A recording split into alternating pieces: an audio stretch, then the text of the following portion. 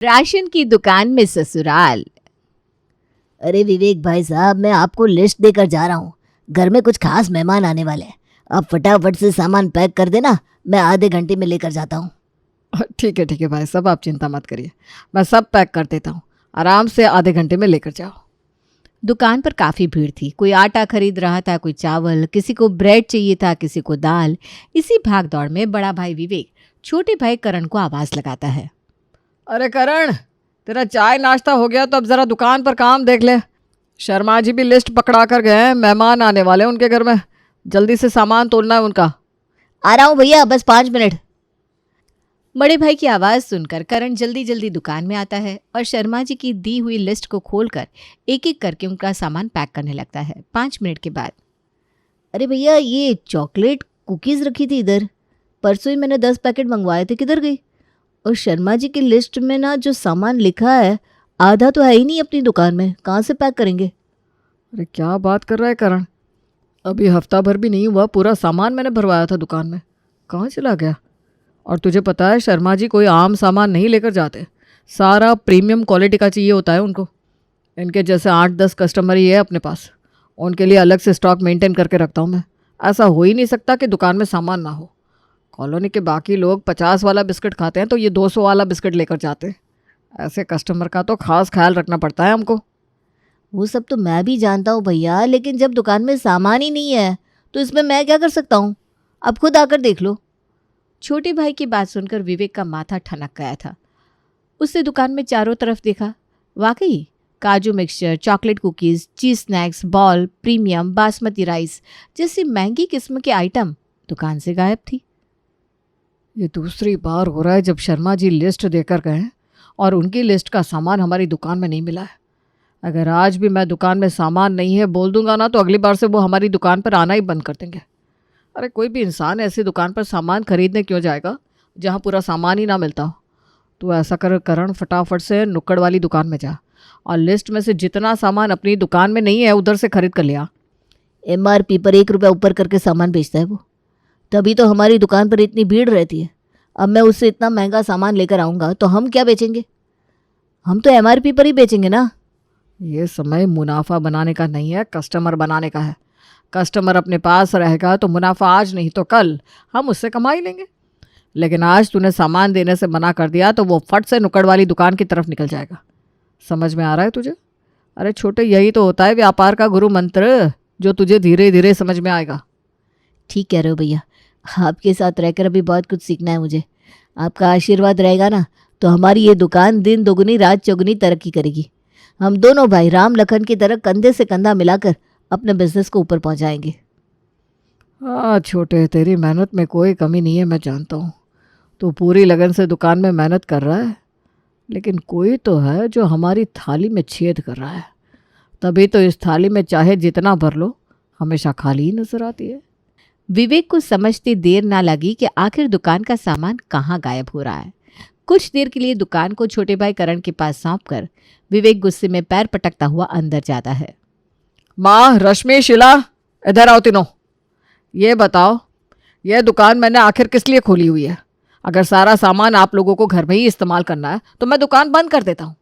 आप लोगों के अंदर तो इतना टैलेंट है कि इस भरी हुई दुकान का सामान 3 दिन में खा पीकर चट कर जाओगे आप लोग। बस ये समझ लेना कि अगर एक बार दुकान बंद हो गई ना तो फिर हम लोगों को कटोरा लेकर घूमना पड़ेगा, क्योंकि दुकान के अलावा और कोई रोज़गार का साधन नहीं है हम दोनों भाइयों के पास। और बाबूजी, आप तो पूरा दिन घर में रहते हैं, कम से कम इतने सालों का जो अनुभव है, ज्ञान है, वो अपनी बहुओं को देकर थोड़ी अकल ही सिखा दो इनको। अरे बेटा, अपनी पत्नियों की इस बेवकूफ़ी में मुझे घसीटने की कोई ज़रूरत नहीं है। हम तो बेटा खादी पहनते हैं और दिन में 2 टाइम चाय पीते हैं, और उस पर भी पार्ले जी का 5 रुपए वाला बिस्कुट खाते हैं। ना हमको महंगी चीज़ें खाने का शौक है ना पहनने का। नई नई अमीरी का रंग तो तुम्हारी माँ और पत्नियों पर चढ़ा है, तुम ही निपटो इससे, हमसे कुछ ना कहो। अब बुढ़ापे में हम क्या तुम्हारी पत्नियों के पीछे पीछे घूमेंगे? रश्मि, तुम बड़ी हो, ये छोटे बच्चों जैसी हरकतें करते हुए तुम्हें शर्म नहीं आती? अपने घर में दुकान खुल गई है, इसका मतलब ये तो नहीं कि एक दिन में 1000 रुपए के बिस्किट खाकर चट कर जाओगे तुम लोग। अरे मैं पूछता हूँ, पेट है कि कुआं है तुम लोगों का? और क्या सेहत बढ़ रही है ये सब खाकर? बड़े भाई के चिल्लाने की आवाज़ सुनकर छोटा भाई करण भी ग्राहकों को निपटाने के बाद अंदर आ जाता है। भैया क्या बात है, कुछ पता चला? दुकान का सामान कहाँ गायब हो रहा है? अरे कहाँ होगा, हमारे घर में ये 3 मूर्तियाँ हैं ना, इन्हीं का काम है। अरे चुप करो दोनों के दोनों, कम बकतो। शर्म नाम की चीज़ है ही नहीं। सर पर खड़े होकर माँ के ऊपर आरोप लगा रहे हैं। अरे इसी दिन के लिए बड़ा किया था क्या तुम दोनों निकम्मों को मैंने? ससुराल में राशन की दुकान है तो क्या राशन भी हाथ रोक कर खाएंगे हम? और अपने बाबूजी के साथ हमारी तुलना करने की ज़रूरत नहीं है। तुम्हारे बाबूजी तो गांधीवादी आदमी है, उनके मुंह पर कोई एक थप्पड़ मार कर जाए तो दूसरा गाल भी आगे कर देते हैं। लेकिन हम ऐसा नहीं है भाई। सुख के दिन दिखाए हैं भगवान ने, राशन की दुकान खोली है मेरे बेटों ने, तो मैं तो जी भर के खाऊंगी, कौन रोक लेगा मुझे? माँ कोई रोक नहीं रहा है आपको, लेकिन कुछ तो समझदारी दिखा सकती हो ना। अब ये दाल के साथ प्रीमियम बासमती राइस कौन खाता है? राशन की दुकान खोली है आपके बेटों ने, कोई टाटा अंबानी ने गोद नहीं लिया है आपके बेटों को। थोड़ा हाथ रोक कर काम करोगी आप लोग तो 4 पैसे का मुनाफा घर आएगा, वरना ये जो दिन रात हम दुकान में एड़ियाँ घिस रहे हैं ना, उसका कुछ फायदा नहीं होने वाला। करण और विवेक दोनों अपनी तरफ से माँ और पत्नियों को समझाकर वापस अपनी दुकान पर चले गए। लेकिन जो समझ जाए वो पत्नी कैसी। विवेक और करण की बात ना तो उनकी पत्नियों को समझ में आई थी, ना उनकी माँ को। वो तो एक अलग ही ठसक में जी रही थी। बात बात पर उनका तकिया कलाम बन चुका था कि ससुराल में राशन की दुकान है तो फिर डर किस बात का, खाओ जी भर के। दोपहर के समय मम्मी मुझे रोटी सब्जी खाने का मन नहीं है, मुझे नहीं खानी रोटी सब्जी। आपको पता है मुझे मैगी खाना अच्छा लगता है, मेरे लिए मैगी बनाओ, इसके साथ एक फ्रूटी, किंडर जॉय और चॉकलेट भी चाहिए। अरे हाँ बेटा, तुझे जो खाना है ना जी भर के खा, हमें कौन सा बाजार से खरीद के लाना पड़ता है। राशन की दुकान में ससुराल है हमारा। अब हमारे बच्चे क्या खाने पीने के लिए तरसेंगे? जो मेरे बच्चों का मन करेगा ना जी भर कर खाएंगे। अरे मम्मा मत खिलाओ इसको किंडर जॉय और फ्रूटी। आज तो स्कूल में टीचर भी इसको डांट रही थी, बोल रही थी कैसे पेरेंट्स हैं तुम्हारे जो रोज़ रोज़ टिफ़िन में ऐसी अनहेल्दी चीज़ पैक करके देते हैं। मैडम ने स्ट्रिक्टली बोला है कि कुकीज़ और जूस इन सब में बहुत शुगर होता है और इसको खाना हेल्थ के लिए अच्छा नहीं होता। अब क्यों इसकी आदत बिगाड़ रहे हो मम्मा? अरे तू चुप कर, तू मेरी माँ है कि मैं तेरी माँ हूँ? जब देखो तब मुझे ज्ञान देती रहती है। और तेरी टीचर को क्या पता?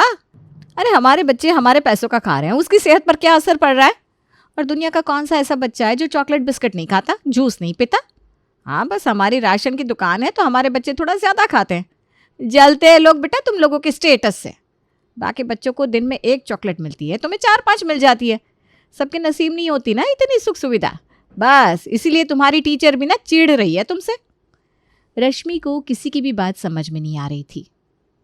भाभी रहने दो ना, चिंटू का टिफ़िन मत बनाना आज। टिफ़िन ले जाने के लिए मना कर रहा है मेरा चिंटू, बोल रहा है उसको फ्रूट केक दे दे, वही ले जाएगा टिफ़िन में। चिंटू मैगी बना रही थी मैं, तू भी ले जा। तुझे नहीं खाना ना सही, तो ऐसा कर अपने दोस्तों को खिला देना। हमें कौन सा मैगी खरीद के लानी पड़ रही है, राशन की दुकान है अपनी, खाने पीने में कोई कटौती करने की ज़रूरत नहीं है। ये ले चिंटू, ये तेरे कुरकुरे चिप्स, फ्रूट केक और फ्रूटी, अब खुश? मम्मा मुझे खाते हुए देख के मेरे फ्रेंड्स भी मांगने लगते हैं, आप 1-1 पैकेट एक्स्ट्रा दे दो, मैं अपने फ्रेंड्स को भी खिला दूंगा। हाँ बेटा ले जाओ, क्या दिक्कत है, अपनी राशन की दुकान है, खरीदना थोड़ी ना है हमें। तू 1 नहीं 2 पैकेट एक्स्ट्रा ले जा, मौज कर जा। दीदी आपकी मिस कॉल पड़ी हुई थी, और बताओ कैसे याद किया? जानकी पूछ रही थी कि विवेक की दुकान पर बासमती चावल मिलेगा क्या, और है तो रेट क्या है। मैंने रेट पता करने के लिए फ़ोन किया था। अरे दीदी चिंता करिए मत, आपके अपने विवेक की दुकान है, फिर आपको रेट की चिंता करने की कब से ज़रूरत आन पड़ी। जैसे विवेक मेरा बेटा है वैसे ही आपका बेटा है। आप तो बस चलिए आओ, दोनों बहनें साथ में बैठेंगी, थोड़ी देर गप्पे मारेंगे, और चावल का क्या है वो सब मैं देख लूँगी। शाम तक जानकी की बड़ी बहन उसके घर आ गई थी। कुछ देर चाय नाश्ता और बातचीत के बाद जब मौसी जी जाने लगी तो जानकी ने 50 किलो की प्रीमियम बासमती चावल की बोरी लाकर उनके सामने रख दी। आप तो रोज़ाना बासमती मांग रही थी ना, ये प्रीमियम बासमती है। अब जब घर की राशन की दुकान है तो आप रोज़ाना बासमती खाओगे क्या? ये खा कर देखो, प्रीमियम चावल है ये। अरे बिरयानी बनाते इस चावल की। लेकिन जो बनाते होंगे वो बनाते होंगे, हम तो भाई दाल के साथ भी यही बिरयानी स्पेशल चावल खाते हैं। सही में तुम्हारी दुकान का सामान एक नंबर होता है। पिछली बार जो तूने दालें दी थी ना, क्या स्वाद था उनका, मानना पड़ेगा। विवेक, करण सामान बहुत बढ़िया क्वालिटी का रखते हैं दुकान पर। भगवान खूब तरक्की दे। बस जीजी, तुम्हारी इसी आशीर्वाद की ज़रूरत है। अब आपने इतनी तारीफ कर ही दी है तो ऐसा करो 5 किलो दाल भी लेती जाओ। इतना बड़ा परिवार है, बच्चे खा लेंगे। रश्मि, ज़रा स्टोर रूम से मौसी जी के लिए 5 किलो के दाल के पैकेट लेती आ। और सुन, बाहर से एक रिक्शा भी रुकवा देना और सारा सामान उठवा कर रिक्शा में लदवा दो। शीला और रश्मि आज्ञाकारी बहू की तरह फटाफट रिक्शा रुकवाती है, उस पर मौसी जी के चावल, दाल और भी तमाम छोटे मोटे सामान लदवा देती है, जिन्हें लेकर मौसी जी बड़े शान से अपने घर पहुंच जाती है। मम्मी, कितने दिन हो गए आप मुझसे मिलने के लिए भी नहीं आई। अरे आज ना विवेक जी और करण दुकान का सामान लेने के लिए मंडी गए हुए हैं। आप आ जाओ ना, थोड़ा सामान भी लेते जाना। अब कहाँ बाजार में ऊंचे दाम पर सामान खरीदोगे, फिर ससुराल में राशन की दुकान है मेरी, क्या ज़रूरत है आपको बाहर कहीं से सामान लेने की। बेटी के बुलाने पर रश्मि की माँ उसकी ससुराल पहुंच जाती है। माँ को आया देख रश्मि फटाफट दाल, चावल, आटा, बिस्किट, नमकीन तमाम तरह के सामान लाकर माँ के सामने ढेर लगा देती है और पति के लौटने से पहले रिक्शे में लदवा कर सब अपने मायके पहुंचा देती है।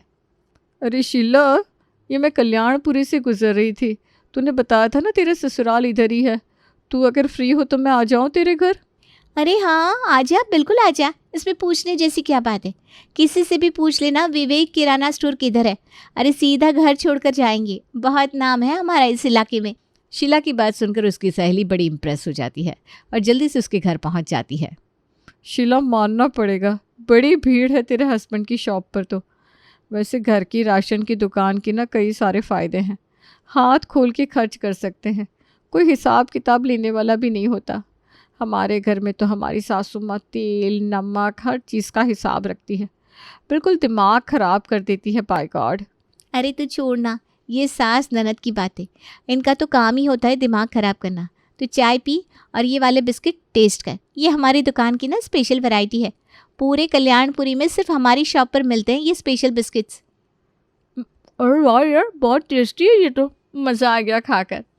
तो ऐसा कर 2-3 पैकेट निकाल दे और बता कितना बिल हुआ तेरा, मैं अपनी फैमिली को भी टेस्ट कराऊंगी। बड़ी छोटी बात कर दी तूने। अरे तेरी सहेली की खुद की राशन की दुकान है और तू यहाँ पर ये 3 बिस्किट के पैकेट का बिल देकर जाएगी। कोई टेंशन नहीं है यार, तू ले जा, 3 नहीं 5 पैकेट ले जा, और जब ख़त्म हो जाए ना तो फिर से आ जाना। तेरे बच्चे मेरे भी तो कुछ लगते हैं कि नहीं। रिश्तेदारों, दोस्त और पड़ोसियों के बीच में अपनी वाहवाही करने के चक्कर में तीनों सास बहू ने ससुराल की राशन की दुकान को सरकारी गल्ला समझ लिया था और दोनों हाथों से राशन लुटाने में लगी हुई थी। कुछ दिन बाद, भैया पूरे 40,000 का हिसाब किताब गड़बड़ है। मतलब दुकान से प्रॉफिट होने के बजाय 40,000 का लॉस हुआ है हमें सिर्फ 1 महीने में। दुकान तो अच्छी चल रही है करण, ये लॉस नहीं है, बल्कि हमारी माँ और बीवी हैं जो ये ससुराल की राशन की दुकान के नाम पर सामान मुफ्त में बांट रही है, उसी का नतीजा है। मुंह से कही बात हमारे घर में किसी की समझ में नहीं आने वाली। इनकी अकल ठिकाने पर लगाने का बस एक ही तरीका है। दोनों भाइयों ने मिलकर एक प्लानिंग बना ली थी जिससे घर की औरतों को सुधारा जा सके। 1 हफ्ते के बाद, अरे मैं 10 दिन से कह रही हूँ आपसे कि मेरे भाई की शादी है, अब तो सिर्फ 1 हफ्ता बचा है, अब तो शॉपिंग करवा दो आप। क्या शादी बीतने के बाद कपड़े दिलवाओगे मुझे? देखो शीला, मैं तुम्हें कोई कपड़े नहीं दिलाने वाला। दुकान भारी घाटे में चल रही है और ऐसे समय में 1 रुपया का खर्चा करने की मेरी हालत नहीं है। वैसे भी तुम्हारे पति की राशन की दुकान है, कपड़े की नहीं कि जब दिल करे नए कपड़े पहन सको। देखो करण, ये मजाक करने का समय नहीं है। आपको समझ में नहीं आ रहा, मेरे भाई की शादी है। अब अपने भाई की शादी में मैं पुराने कपड़े पहनकर जाऊंगी क्या? आपको पता भी है हर 6 महीने में फैशन बदल जाता है, सब वहाँ लेटेस्ट डिज़ाइन के लहंगे साड़ियाँ पहनेंगे।